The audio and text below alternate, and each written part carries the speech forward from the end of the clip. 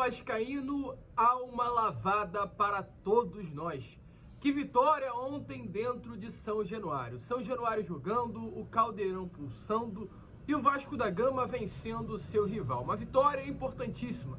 Vitória que, além de trazer confiança, tira o Vasco da Gama da zona do rebaixamento deste campeonato brasileiro. E a gente, é claro, espera que o Vasco nunca mais volte a passar por essa situação, que venha a ser realmente a última vez que o Vasco tenha pisado no Z4 de um Brasileirão, que daqui para frente o Vasco nunca mais volte a essa zona perigosa.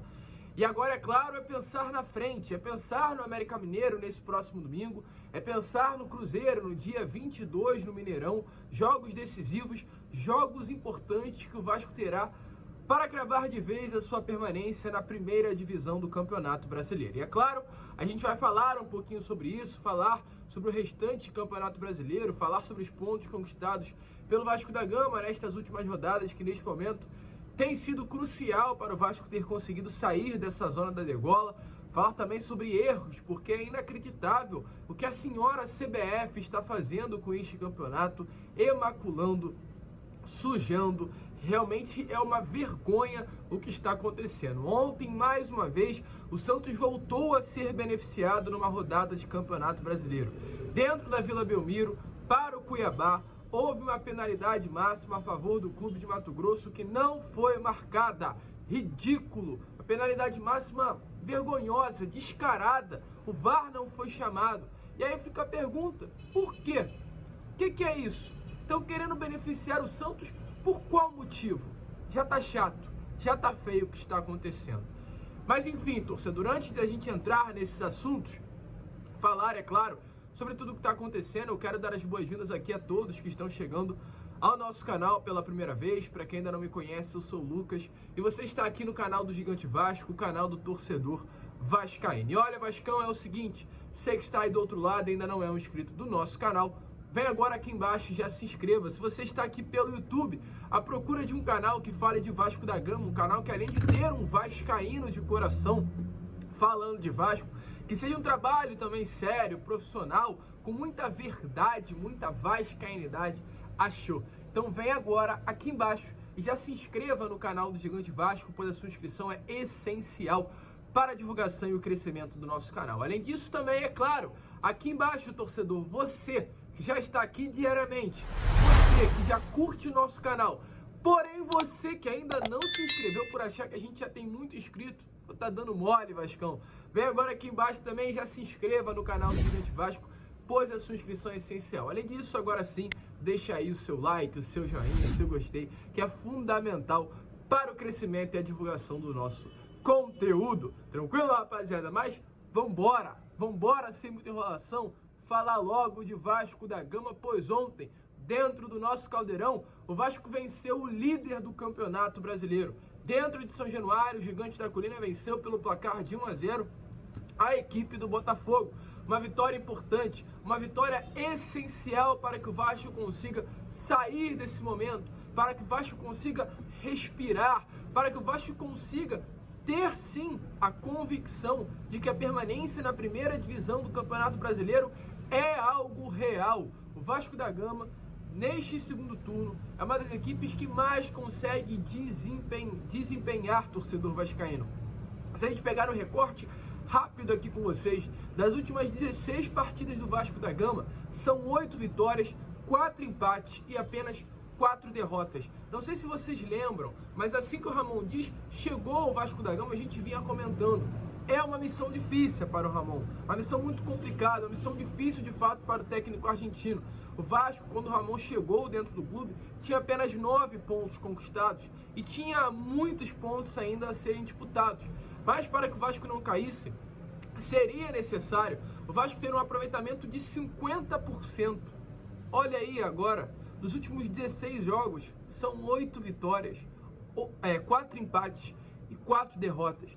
O tal dos 50% do aproveitamento mágico que o Vasco precisaria ter com o Ramon Dias está acontecendo. O Vasco está conseguindo desempenhar, o Vasco está conseguindo vencer, o Vasco está conseguindo ser dos clubes que estão na parte de baixo da tabela, a equipe que mais pontua nos últimos 16 jogos, esse recorte que a gente acabou de trazer a vocês, o Vasco, torcedor vascaíno, é o líder dos clubes que estão na parte de baixo da tabela. O Vasco tem 28 pontos conquistados.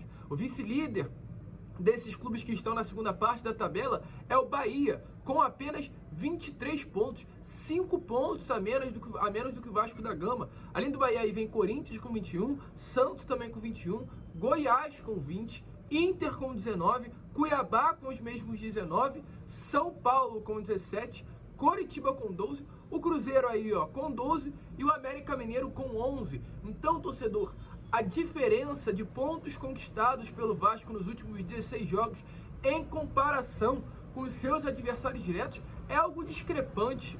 O Vasco hoje, é inacreditável a gente falar sobre isso, mas o Vasco hoje é uma equipe, é um clube, é um time que tem aproveitamento de G4 de Campeonato Brasileiro. O Vasco da Gama faz um retorno de G4. O Vasco da Gama faz um retorno de um time que estaria brigando para conquistar uma vaga na Copa Conmebol Libertadores. Olha que loucura! Aí a diferença. Um clube que estava rebaixado com Maurício Barbieri, uma equipe que estava na lanterna, com 9 pontos conquistados durante quase todo o primeiro turno, para uma equipe que no segundo turno faz campanha de Libertadores, de G4 de Campeonato Brasileiro. Que diferença abismal, surreal, o que o Vasco está conseguindo desempenhar nesse segundo turno de Campeonato Brasileiro. E é graças, poxa, muita coisa. É graças a Ramon Dias, na minha opinião, principalmente, mas é graças também aos reforços que chegaram, a Veguete, a Medel, a Paulinho Paula, a Praxedes e a ambos atletas que nesse momento fazem parte desse grupo, que estão reconstruindo esta temporada do Vasco e fazendo com que o Vasco tenha grandes possibilidades de permanecer na primeira divisão. Um clube já rebaixado, hoje é um clube que impõe medo. Hoje é um clube que quando joga dentro de São Januário, assusta. Hoje é um clube que não vende fácil a sua derrota. Hoje é um clube que, na minha opinião, ficará na primeira divisão do Campeonato Brasileiro. Esse é o nosso Vasco da Gama, que de fato está dando muito orgulho ao torcedor vascaíno. Mas é importante dizer também, pois muitas pessoas estão aí falando que, e eu tô ouvindo, que o Vasco hoje é uma equipe que desempenha bem, não apenas pelo Ramon, mas também pelos grandes reforços que chegaram. Eu quero abrir aí um parênteses nesses grandes reforços, porque de fato, Ramon Dias está conseguindo desempenhar, pois tem jogadores que Maurício Barbieri não teve. Isso é um fato. Eu vejo até algumas pessoas falando, poxa, talvez se o Barbieri tivesse os nomes que o Ramon Dias hoje tem à disposição, o Barbieri conseguiria desempenhar um bom futebol. E eu falo, não conseguiria. Sabe por quê? Porque o Ramon, animicamente, trouxe para esse elenco do Vasco algo que o Vasco de Maurício Barbieri não tinha. É um São Januário, hostil para os adversários. É um São Januário que impõe medo. É uma torcida vascaína que comprou a ideia de Ramon Dias por causa do Ramon. O Ramon, assim que chegou ao Vasco, uma das grandes coisas que ele fez foi brigar pelo retorno de São Januário e desde o primeiro momento que sentou na cadeira de técnico do Vasco, pedir para jogar em São Januário e ter o desejo de jogar ao lado do torcedor vascaíno, ficar feliz por jogar ao lado do torcedor vascaíno. E automaticamente, quando o torcedor vai a São Januário, o torcedor não torce apenas pelo Vasco, mas olha para o banco e vê alguém que está torcendo junto, que é o Ramon, vê alguém na beirada de campo que sabe que está ali realmente junto com o Vasco da Gama. O Ramon hoje é uma peça importantíssima e foi principalmente naqueles primeiros momentos de união entre a arquibancada e o elenco do Vasco da Gama. É muito diferente o que o Ramon Dias fez e faz hoje pelo Vasco do que o Maurício Barbieri havia feito. Não sei se vocês lembram, mas o Barbieri chegou ao ponto de, após uma derrota para o Santos dentro de São Januário, na entrevista coletiva dizer que São Januário era um território hostil para o Vasco. Olha a diferença, cara. O Ramon ontem na coletiva rasgou elogios ao torcedor vascaíno. Isso faz diferença, torcedor. É diferente. Aquele Vasco e Goiás, a confusão que teve, não foi pelo Vasco. Foi porque a diretoria manteve Maurício Barbieri e o torcedor não queria mais isso. A gente olhava para a beirada do campo e via um profissional que não tinha mais condições de estar ali. Um profissional que não respeitava o Vasco. Um profissional que, após uma goleada pelo placar de 4-0 para o Flamengo, riu na coletiva. Sinceramente, você acha, você que está aí do outro lado, você acha, isso nunca vai acontecer, eu tenho certeza. Mas se o Ramon perdesse de 4 para o Flamengo, ele ia rir na entrevista coletiva? Acho que ele nem ia para a entrevista coletiva. Ia dar bronca nos jogadores dentro do vestiário e nem aparecer, provavelmente, para a coletiva ele iria. Aí o Barbieri ri numa coletiva. O que esse senhor, o que esse profissional Maurício Barbieri fez no Vasco no início da temporada foi um grande de um absurdo. Não tem como passar pano para esse cara. Me desculpe, não há como passar pano para o profissional Maurício Barbieri. Tudo bem, não tinha reforços, ok. Mas com as peças que ele tinha não fez absolutamente nada. E com as peças que Maurício Barbieri tinha, o Ramon está fazendo. O Paulo Henrique, o autor do gol de ontem, o eleito craque da rodada, o cara da 32ª rodada do Campeonato Brasileiro, foi o Paulo Henrique, torcedor vascaíno. Esse mesmo Paulo Henrique que marcou um gol quebrando a primeira linha, quebrando a segunda linha também do Botafogo, cortando para o meio e batendo sem chance para o Lucas Perry com a sua perna canhota, está no Vasco desde o início da temporada. O mesmo Paulo Henrique de ontem, que vem sendo titular desde a partida contra o Fortaleza, está no Vasco de Maurício Barbieri desde o início do ano e nunca foi utilizado. Qual é o problema? Será realmente que o grande motivo de Barbieri não ter conseguido render eram os reforços? O mesmo Zé Gabriel hoje, que é titular absoluto do Vasco, que é um atleta que hoje o Vasco já conversa para renovar o seu contrato, que é um jogador fundamental para o sistema defensivo do Cruz Maltino, está no Vasco desde o ano passado. O mesmo Zé Gabriel, que hoje é titular da equipe, com Maurício Barbieri não era relacionado, treinava separado do grupo. Você acha mesmo que o problema do Maurício Barbieri eram reforços? Não era. Não era. Maurício Barbieri era um técnico ruim. E se há um culpado nesse ano de 2023, é Barbieri e a diretoria que lutou pela permanência do mesmo até o final. Passou o tempo. O prazo de validade do Maurício Barbieri foi completamente estourado. Mas essa diretoria quis ir até o final. Ainda bem que chegou o Ramon Dias e ajudou a situação. Porque hoje, torcedor, a gente olha para o nosso Vasco e tem a convicção de que o Vasco não irá cair à segunda divisão do Campeonato Brasileiro. É muito bom ser Vasco. É muito bom ser Vasco da Gama. Não há sentimento melhor do que ser Cruz Maltino. E as coisas estão melhorando, aos pouquinhos estão melhorando. Eu vejo muita gente criticando a SAF, mas eu volto a cravar aqui, é a minha opinião, não haveria outro modelo para o Vasco da Gama em si, que senão a SAF. Eu sei que é um ano complicado para o torcedor, eu sei que o torcedor vascaíno esperava que em 2023 o Vasco fosse uma equipe que viesse já a brigar por título, brigar por Libertadores, mas pelo menos esse é um ano que o Vasco está competindo mais do que os outros anos. O Vasco hoje tem um elenco diferente de outros anos. O Vasco hoje tem uma base, principalmente se permanecer para a primeira divisão em 2024, que não tinha em outros anos. E quando a gente fala que o modelo da SAF é um modelo sustentável, sim, o Vasco, além de ter salários em dias, o que é algo que nunca houve no Vasco da Gama nesse século, o Vasco, desde 2016, não vencia os seus 4 rivais do Rio em um ano. E o Vasco voltou a vencer nessa temporada, desde 2016 que isso não acontecia. Há 7 anos que o Vasco não consegue vencer os seus rivais, todos eles no mesmo ano. O Vasco venceu o Botafogo no Campeonato Carioca pelo placar de 2-0, venceu o Flamengo pelo placar de 1-0 no Carioca, venceu o Fluminense no Brasileiro pelo placar de 4-2 e ontem novamente venceu o Botafogo. Pela primeira vez desde 2016, o Vasco consegue vencer os seus 3 rivais cariocas do Rio em uma temporada. Então as coisas aos pouquinhos estão melhorando, torcedor vascaíno. O Vasco da Gama não cai e o Vasco faz o seu torcedor vascaíno ficar mais feliz e mais leve nessa segunda-feira. Mas olha, torcedor, sinceramente, é difícil. Por que é difícil?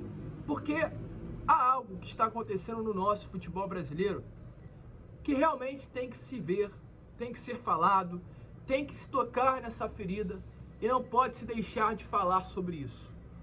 Ontem, mais uma vez, o Santos Futebol Clube foi favorecido. E é bom falarmos sobre isso, pois o torcedor vascaíno não pode falar apenas quando perde, para ficar uma imagem de chororô. Temos que falar quando se ganha também. Ontem, além do Santos ter sido favorecido, ontem o Vasco foi prejudicado. No primeiro minuto da primeira etapa de Vasco e Botafogo ontem dentro de São Januário, houve uma cotovelada em Pablo Verratti, que nem sequer amarelo foi dado ao zagueiro do Botafogo. Nem sequer amarelo foi dado ao zagueiro do Botafogo. O jogador do Botafogo sobe e dá uma cotovelada na cara do Verratti. O movimento do jogador do Botafogo é um movimento sim de cotovelada. Tenho aqui até o nome dele. O nome desse zagueiro é o Bastos. O Bastos sobe e larga o cotovelo na cara do argentino Pablo Verratti. Por muito menos, olha, por muito menos, o Verratti foi expulso na partida contra o Goiás no estádio da Serrinha. Por muito menos não, mas por um lance semelhante, o Jair foi expulso contra o Bahia na Arena Fonte Nova. Em um lance semelhante, o Gerson do Flamengo foi expulso contra o Santos. Estranho, né? Mas contra o Santos no estádio Mané Garrincha. E por muito menos, vários jogadores nesta temporada de 2023 foram expulsos neste Campeonato Brasileiro. E a pergunta que eu digo é, por que o senhor Leandro Pedro Voaden ontem não expulsou o Bastos do Botafogo? Ou, caso o Voaden não tenha visto, por que o Wagner Hellway, que era o senhor que estava na cabine do VAR, não chamou o Voaden? Até porque, pelo que parece, o Voaden no lance, vai aparecer de novo aí a vocês logo no início, ao ser questionado por atletas do Vasco, ele faz um movimento como se fosse um lance da cabeça com o Verratti. Dá a entender que o Verratti teria ido de encontro com o jogador do Botafogo. Ou seja, dá-se a entender que o Voaden não entendeu o próprio lance. E por isso não deu nem sequer amarelo ao Bastos. Então, se o Voaden não entendeu, não caberia ao Wagner Hellway, que estava na cabine, chamar o Voaden. Por que não chamou, então? São coisas que acontecem que no final de tudo é sempre o Vasco prejudicado. E é importante sim falar sobre arbitragem. Porque eu vejo que muita gente fala, Lucas, para de chorar, para de ficar falando só sobre arbitragem. Não! Temos que falar. Porque o Santos vai até a CBF conversar com a comissão de arbitragem, o Flamengo se posiciona, o Palmeiras se posiciona, o Corinthians se posiciona. E por que nós, vascaínos, não podemos nos posicionar? Se a diretoria é omissa, se não há representatividade, nós aqui temos a obrigação de falar sim. E ontem o que aconteceu em São Januário foi um erro. Era no primeiro minuto da primeira etapa para o Bastos ter sido expulso. Mais uma vez o Vasco foi prejudicado neste Campeonato Brasileiro. E além disso, a vergonha, o vexame que para mim aconteceu na Vila Belmiro. Aos 2 minutos da primeira etapa, o Daverson rouba uma bola dentro da área do Santos e é derrubado na área. Derrubado nitidamente. Uma penalidade máxima claríssima. Claríssima. O juiz, o árbitro, estava na frente da jogada. Na frente. Visível. Aberta a visão, no caso do lance, para o árbitro de campo. Ele não marca a penalidade máxima e, além de tudo, o VAR, que estava na cabine, também não chama o árbitro de campo para ver o lance. O Daverson foi nitidamente derrubado. Ele dá o tapa na bola e o jogador do Santos só vai no pé do Daverson. O jogador do Santos não toca a bola em momento algum. O Daverson é derrubado dentro da área e nada foi marcado. O Santos, torcedor vascaíno, teve um pênalti por muito menos na própria Vila Belmiro contra o Vasco da Gama. Naquele lance do Pumita e do Marcos Leonardo. Uma intensidade muito menor. Um pênalti, poxa, muito pior de ter sido dado aquele do Marcos Leonardo do que esse, que não foi. O Santos teve um pênalti na Neoquímica Arena a seu favor, naquele lance do Soteldo, com muito menos intensidade, um pênalti inexistente, e foi marcado a seu favor. Então calma aí, o que a CBF sinceramente está querendo com o Santos? Porque quando não é pênalti, se é um lance do Santos é marcado, mas quando é pênalti, se é um lance contra o Santos não ser marcado. Ontem, mais uma vez, o Santos teve um pênalti contra e não foi marcado. Que loucura, CBF! O que vocês estão fazendo, CBF? Por que o Santos não pode cair? Sinceramente, me responda. Ridículo o que aconteceu ontem na Vila Belmiro. Então, torcedor, se posicione. Você que tem a sua rede social, se posicione. O Vasco da Gama está sendo prejudicado. Não querem que o Vasco da Gama fique na Série A e muito pelo contrário. Querem que o Santos fique na primeira divisão. E nessa briga, nesse miolo que está na parte de baixo da tabela, alguém vai ter que cair no lugar do Santos. A gente espera que não seja o Vasco, mas pode ter certeza que essa mira está apontada para alguma outra equipe. Enfim, torcedor vascaíno, a gente fica por aqui. Esse foi o Fala Gigante, apenas o segundo vídeo desta terça-feira. Retornaremos ainda hoje com o Boa Noite Gigante na parte da noite. E é claro, contaremos sempre com a ajuda e o apoio de todos vocês. Vamos que vamos! Se inscrevam, compartilhem o nosso canal e, como sempre falamos aqui, saudações vascaínas!